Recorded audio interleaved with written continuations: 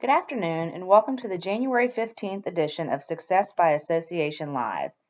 This issue is sponsored by the Cabarrus County Convention and Visitors Bureau. We thank them for their steadfast support of AENC. Today's article was written by Bill Graham and is reprinted with permission. The article is titled, One Small Step for Member Focus. Change your pronouns. Revenue-driven or member-focused? Do you need to convince members to renew each year? What is your approach, your mindset? Do you have interactions throughout the year? Do they know what their membership delivers for them? When you do talk to them, how does that conversation go?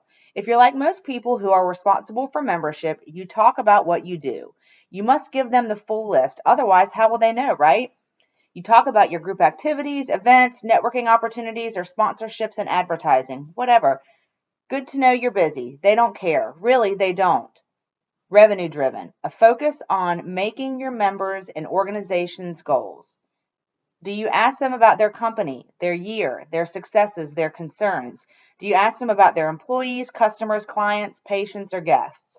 Try focusing on the other person. Focus on their business. They care about their business. Connect them to other members that may help them.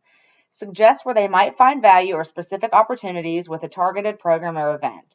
They care about how your business helps their business. Frame it like that. Member focused, a focus on your members' satisfaction, their growth, and their success. How do you frame your message or your organization's value so they will listen? Your mindset is clear in what you say. It frames what you think of me. Are you targeting or selling me? I can't tell if you want something, it's probably money. Or are you genuinely supporting or helping me? So talk about them, not yourself. They will hear you better if you make them the subject, literally, or at least grammatically. To focus on them, to connect with them, make them the subject in your sentences. Change your pronouns, change your focus. You can force a change in your mindset easily with one simple step.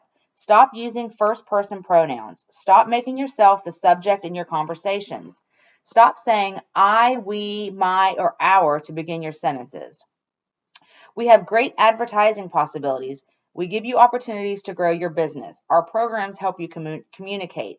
I will make sure you know what we are doing. If I, we, or are the subjects in your message, then what you say is about you. You are focused on your goals and objectives. Consider the possibility that they don't care about your actions at all. Consider that they are understandably focused on themselves.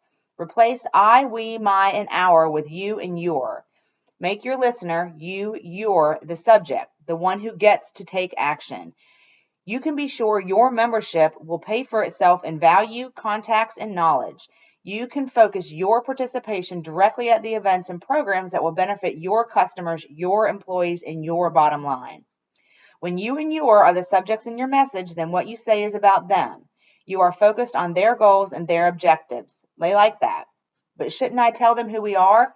Yes, and you do when you make them the subject. You are a tool that your subject can use to be successful. That's who you are. You don't need to be the subject. They see your value better when you help them.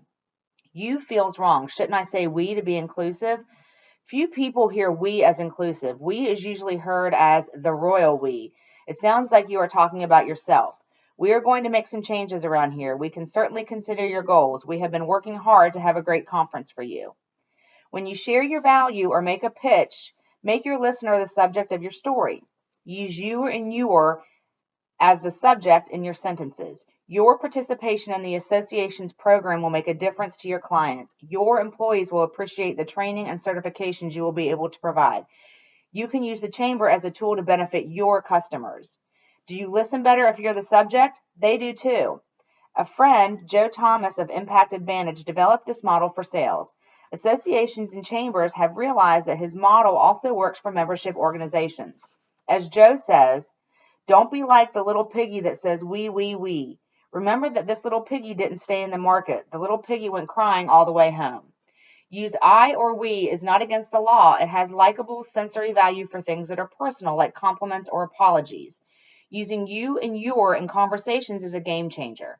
Members, potential members, and even employees will see you as focused on their success. You won't be able to transition easily. Like anything, member focus takes time. You have to practice, but you will see a difference.